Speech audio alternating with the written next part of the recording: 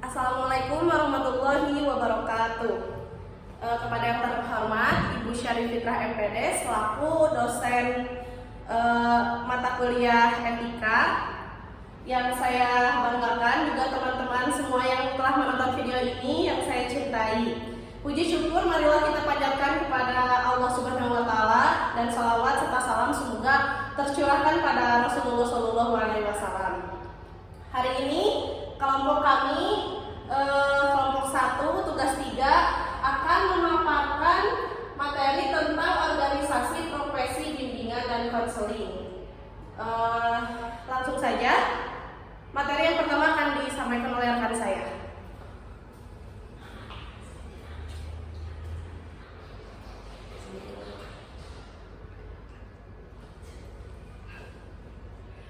Saya Pasha Pujil, saya akan memaparkan tentang sejarah singkat dari konseling.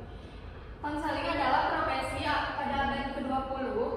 Ungkapan tersebut telah menjadi kenyataan di Amerika Serikat. Untuk menjadikan konseling suatu profesi harus melalui proses yang panjang dan berliku. Artinya diperlukan kerja keras agar memenuhi persyaratan untuk organisasi, badan akreditasi, badan yang menguji calon konselor, serta memenuhi etika dan tuntutan kebutuhan masyarakat. Nah, setelah Perang Dunia Kedua selesai, masyarakat mengkritik bertubi-tubi pemerintahan negara bagian dan federal agar mencarikan solusi terhadap para pengangguran muda. Mantan tentara Wamil Perang Dunia Kedua tersebut. Nah, kepedulian masyarakat telah memunculkan gerakan sosial yang bertujuan agar pemuda itu memperoleh pekerjaan. Maka muncullah gerakan bimbingan yang dipelopori oleh Frank Person. Nah, beliau adalah seorang yang banyak ilmu pengetahuannya. Nah, salah satunya adalah biro vokasional. Nah, biro vokasional ini dianggap sebagai tonggak sejarah profesionalisasi konseling di Amerika Serikat dan di dunia. Gambaran kepribadian Frank Person dengan berbagai keahlian harus kaya dengan berbagai ilmu dan keahlian selain konseling. Wawasan yang luas ini akan berguna untuk membentuk berbagai jenis potensi yang ikut mempelopori gerakan bimbingan. Nah, gerakan ini mengembangkan program bimbingan vokasional, tes mental, dan konseling psikoterapi. Nah, di bidang vokasi digerakkan upaya untuk membantu generasi muda agar mempunyai minat, kemampuan, keterampilan untuk memasuki dunia kerja.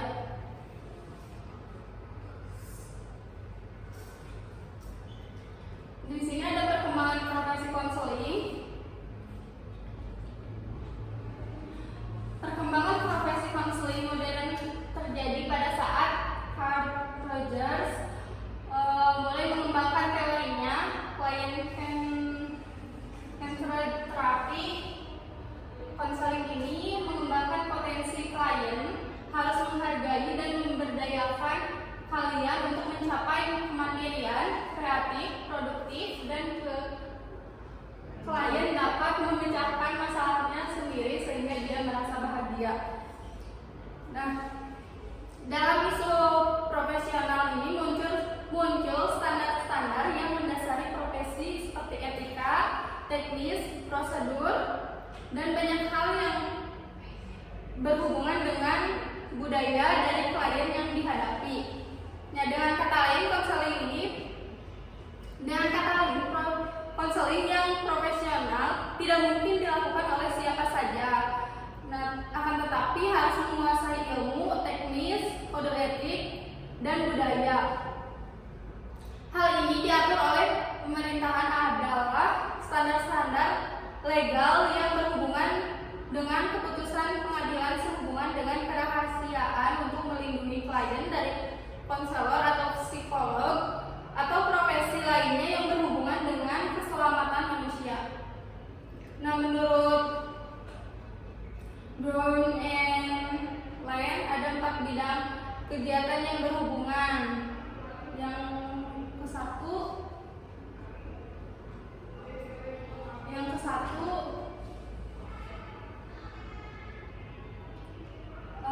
memelihara kerahasiaan. Memelihara kerahasiaan ini tentang layanan individu dan kelompok. Yang terpenting adalah memelihara kerahasiaan atau etika konseling. Nah, rahasia klien itu tidak boleh dibocorkan kepada siapapun kecuali atas dasar izin klien, misalnya keperluan pengobatan dan pendidikan. Jika konselor membukakan rahasia klien, maka dia akan mengalami hukuman profesi, yaitu pencabutan lisensi prakteknya. Yang kedua ada penelitian dan publikasi.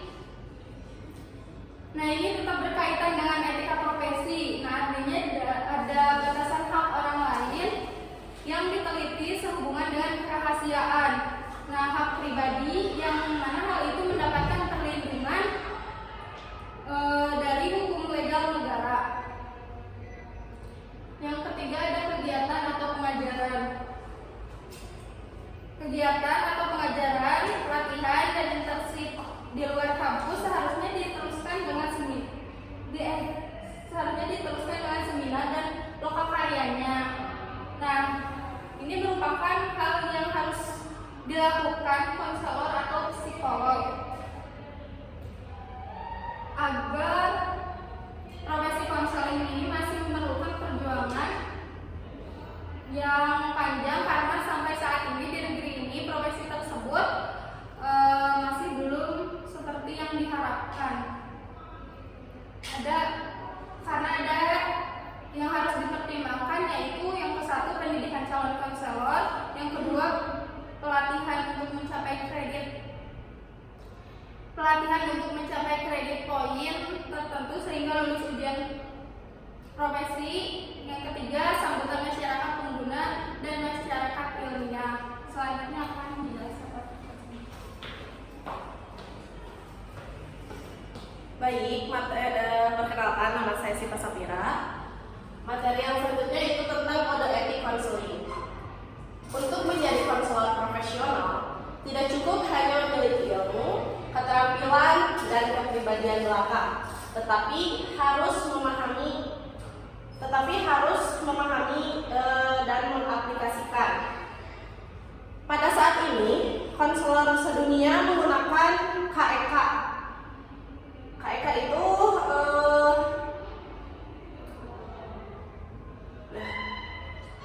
lanjut aja, maaf. Pada saat ini konselor sedunia menggunakan KEK dari lembaga yang bernama American Counselor Association atau bisa disingkat ACA. Namun demikian, masyarakat konseling mempelajari KEK karena mengandung dasar-dasar penting di dalam konseling. Berikut ini beberapa aspek terutama dari KEK untuk memantapkan hubungan konseling. Yang pertama mengenai hubungan dan konseling. Hubungan konseling amat menentukan terhadap keberhasilan proses konseling. Ditentukan oleh kepribadian, pengetahuan, dan skill konselor. Ketiga aspek ini menyatu dalam diri konselor sehingga dia mampu mengelola proses konseling dengan menciptakan hubungan konseling yang dapat melibatkan klien konseli untuk selalu mengeluarkan isi hati, juga kebutuhan atau tekanan-tekanan psikis serta rencana hidup yang ingin dia bangun. Maka tujuan konseling mudah-mudahan tercapai, yaitu kesejahteraan konseli, dengan kata lain tanggung jawab utama konselor, mensejahterakan serta tanggung jawab adalah menghormati martabat konseli. Martabat konseli adalah sesuatu yang bernilai yang harus dihormati. Misalkan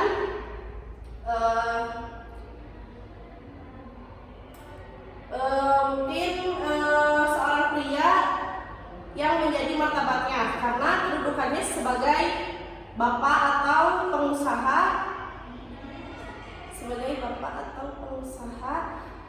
di suatu negara. Konselor harus juga membantu meningkatkan kesejahteraan konselingnya, artinya jasmani dan rohani, aspek jasmani kesehatan, peningkatan penghasilan, menaikkan kemampuan intelektual sehingga menghasilkan suatu produk berupa benda atau jasa yang menghasilkan uang. Dan kata lain, hubungan konseling harus mencapai hasil berupa kemajuan diri klien di bidang martabat dan kesejahteraan sehingga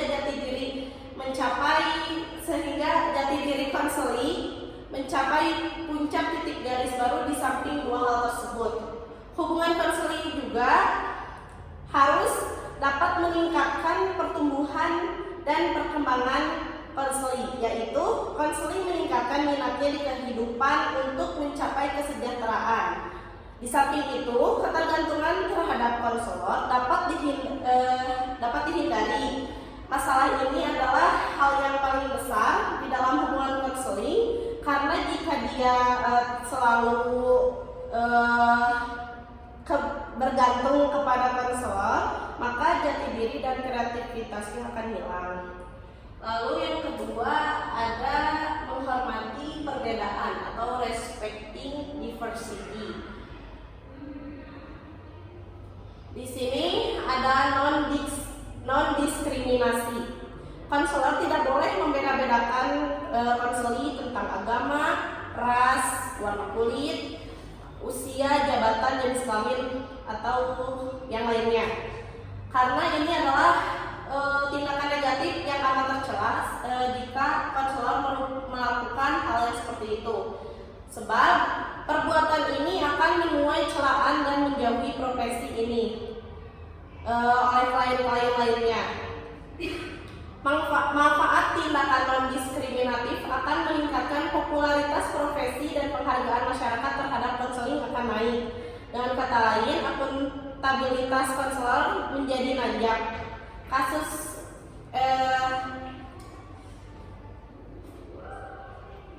Yang selanjutnya ada menghormati perbedaan. Di samping non-diskriminasi, konselor harus pula menghormati perbedaan. Jangan sampai dia memaksakan agamanya terhadap terhadap konseling. Jika terjadi seperti itu, terbukti dia telah melanggar hak asasi manusia dengan memaksakan konseling untuk pindah agama. Lalu yang ketiga adalah menghargai hak-hak klien. Ada dua hak klien yang penting dalam hubungan konseling. Yang pertama, keterbukaan konselor terhadap konseling. Yang kedua, kebebasan konseling untuk memilih. Keterbukaan yang sangat amat penting, maksudnya seorang konselor tidak dibenarkan tertutup terhadap konseling yang disebabkan organisasinya, misalkan konselornya merasa tinggi sehingga konseling sangat kaku atau tertutup, tidak terbuka dan jarang mengenalkan identitasnya. Sikap yang seperti ini berdampak terhadap konseling. Mengenai kebebasan klien untuk memilih atau freedom of choice adalah hal yang sangat sering didiskusikan. Kebiasaan ini amat tergantung kepada konselor. Jika konselor kurang demokratis, maka kebanyakan klien diatur untuk mencapai tujuan yang memuaskan konselor, biasanya melalui mekanisme nasihat.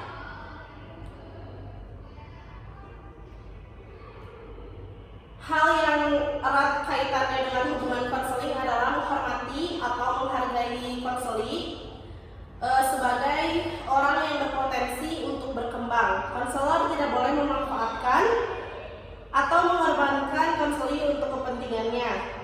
Dengan kata lain, keakraban hubungan konselor dan konseli tidak dimanfaatkan untuk kepentingan pribadi konselor, termasuk menjalin hubungan cinta yang menjurus kepada perbuatan yang tercela. Demikian pula jangan sampai konselor memanfaatkan emosi dalam transferensi di mana konseling sangat tergantung secara emosional kepada konselornya. Hal ini bisa dimanfaatkan untuk pembuatan negatif oleh konselor.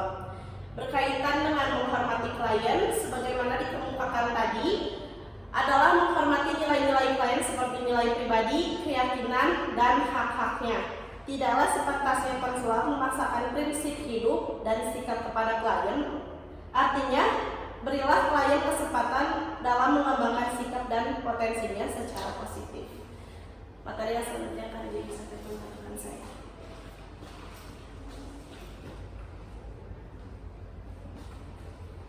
Saya Kusudi Maulana akan mempresentasikan tentang organisasi profesi bimbingan dan konseling.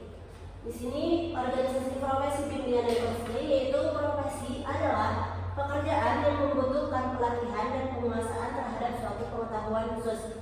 Yakni suatu profesi biasanya memiliki asosiasi profesi, kode etik, serta proses sertifikasi dan lisensi yang khusus untuk bidang profesi tersebut. Organisasi adalah suatu wadah perkumpulan orang-orang yang memiliki tujuan bersama, dan organisasi profesi adalah himpunan orang-orang yang mempunyai profesi yang sama.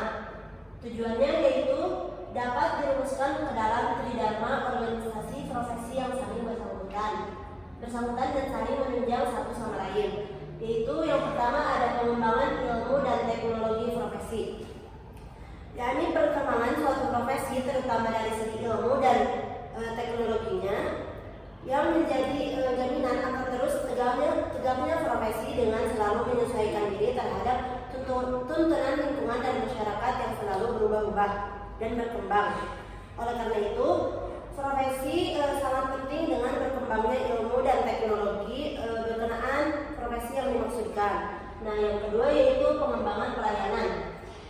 Pengembangan pelayanan yaitu penyelenggaraan pelayanan yaitu tugas utama suatu profesi, yakni dalam kualitas yang tinggi dan kuantitas yang cukup. Organisasi profesi juga memiliki akses langsung kepada para pengembang, sarjana, pelaksana, dan praktisi lain dalam profesi berkewajiban untuk meningkatkan kemampuan mereka dalam pelayanan profesi. Dan yang ketiga yaitu penegakan kode etik profesional. Organisasi profesi memiliki kekhususan, yaitu adanya kode etik profesi. Nah, kode etik merupakan aturan moral yang tertulis yang berisi keharusan, larangan, tuntutan, harapan, dan anjuran bagi para anggota profesi tersebut, khususnya bagi para pelaksana pelayanan profesi. Nah, tujuannya yaitu untuk menjunjung tinggi martabat profesi, meningkatkan mutu profesi, menjaga mutu dan status profesi, serta menegakkan ikatan antara tenaga profesi dengan profesi yang disandangnya. Nah, konselor pendidikan merupakan salah satu profesi yang termasuk ke dalam tenaga pendidikan, seperti tercantum pada Undang-Undang Republik Indonesia Nomor 20 Tahun 2003 tentang Sistem Pendidikan Nasional maupun Undang-Undang tentang Guru dan Dosen. Nah, organisasi profesi bimbingan dan konseling diantaranya ada yang pertama ada Ikatan Petugas Bimbingan Indonesia atau disebut IPBI. Nah, pada awalnya organisasi yang dibentuk dalam bimbingan dan konseling yakni dengan tujuan sebagai organisasi yang dipersiapkan untuk pembentukan profesi yang selanjutnya. IPBI juga didirikan di Malang, Jawa Timur pada tanggal 17 Desember tahun 1975. Organisasi IPBI merupakan himpunan para petugas bimbingan se-Indonesia dan bertujuan mengembangkan serta menunjukkan bimbingan sebagai ilmu dan profesi dalam rangka peningkatan mutu layanannya. Nah, asas dan tujuan IPBI yakni yang pertama, asas IPBI merupakan asas berasaskan Pancasila, dan tujuan IPBI yakni yang pertama turut aktif dalam upaya mensukseskan pembangunan nasional khususnya di bidang pendidikan dengan jalan memberikan sumbangan pemikiran dan menunjang pelaksanaan program yang menjadi garis kebijaksanaan pemerintahan. Nah, yang kedua yaitu mengembangkan serta memajukan bimbingan dan konseling sebagai ilmu dan profesi dalam rangka ikut mempersiapkan sumbangan sumber daya manusia yang berkualitas tinggi. Dan yang ketiga yaitu mempertinggi kesadaran, sikap dan kemampuan profesional petugas bimbingan dan konseling agar lebih terarah dan berhasil dalam menjalankan tugasnya. Nah, yang kedua yaitu ada Asosiasi Bimbingan dan Konseling Indonesia atau yang dikenal dengan ABKIN. Nah, pada tahun 2001 terjadi perubahan nama organisasi dari Ikatan Petugas Bimbingan Indonesia atau IPBI menjadi Asosiasi Bimbingan dan Konseling Indonesia atau yang kita kenal sebagai ABKIN.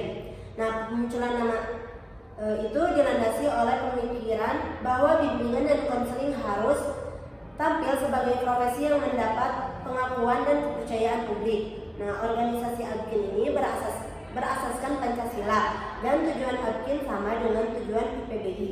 Atau yang pertama yaitu turut aktif dalam upaya mensukseskan pembangunan nasional khususnya di bidang pendidikan dengan jalan memberikan sumbangan pemikiran dan menunjang pelaksanaan program yang menjadi garis kebijaksanaan pemerintahan. Dan yang kedua yaitu mengembangkan serta memajukan bimbingan dan konseling sebagai ilmu dan profesi dalam rangka ikut mempersiapkan sumber daya manusia yang berkualitas tinggi. Dan yang terakhir yaitu mempertinggi kesadaran, sikap dan kemampuan profesional petugas bimbingan dan konseling agar lebih terarah dan berhasil dalam menjalankan tugasnya. Nah, materi selanjutnya akan disampaikan oleh rekan saya. Nah, saya Misalnya Fatimah. Di sini ada Kodetik Organisasi Profesi Bimbingan dan Konseling. Menurut ABKIN, Kodetik Profesi Bimbingan dan Konseling Indonesia memiliki 5 tujuan, yaitu pertama memberikan panduan perilaku yang berkarakter dan profesional bagi anggota organisasi dalam memberikan pelayanan bimbingan dan konseling. Dan kedua, membantu anggota organisasi dalam membangun kegiatan pelayanan yang profesional. Yang ketiga, mendukung organisasi profesi, yaitu Asosiasi Bimbingan dan Konseling Indonesia, bisa disingkat ABKIN. Yang keempat, menjadi landasan arah dalam menghadapi dan menyelesaikan permasalahan yang datang diri dan mengenal diri anggota profesi.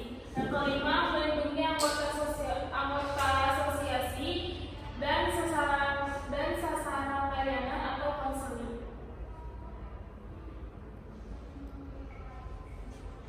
Di sini penerapan kode etik dalam bidang bimbingan dan konseling dapat menghadapi beberapa permasalahan, yaitu keterbatasan kode etik yang dipahami. Nah, terkadang para praktisi bimbingan dan konseling mungkin memiliki interpretasi yang berbeda terkait dengan kode etik yang ada. Hal ini dapat menyebabkan ketidakjelasan dalam penerapan standar etika dalam praktik mereka. Yang kedua ada konflik nilai. Nah, hal ini bisa menjadi dilema etis yang mempengaruhi pengambilan keputusan dalam praktek bimbingan dan konseling. Yang ketiga ada kompleksitas kasus. Situasi ini memerlukan pertimbangan yang mendalam terkait dengan keputusan etis yang diambil.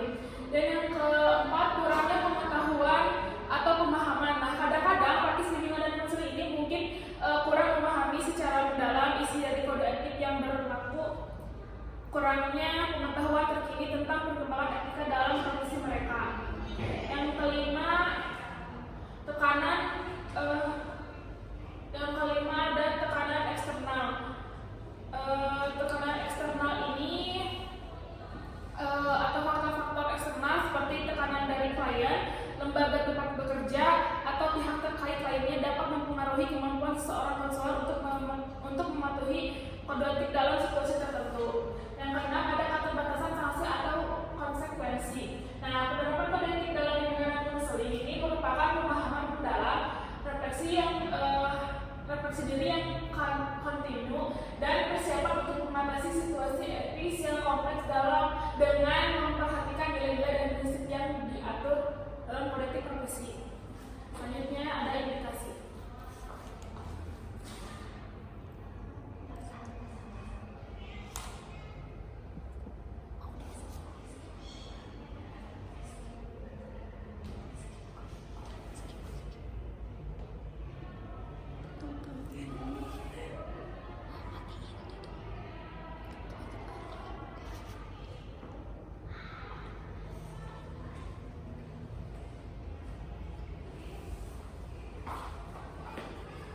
Baik, selanjutnya ada implikasi.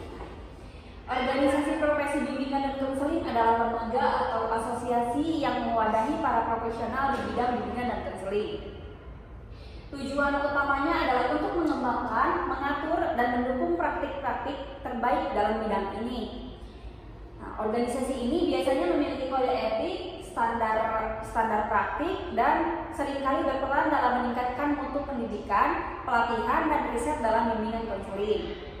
Nah, organisasi ini biasanya memiliki struktur, aturan, dan tujuan bersama yang mencakup: 1. Membangun dan mempromosikan standar profesional.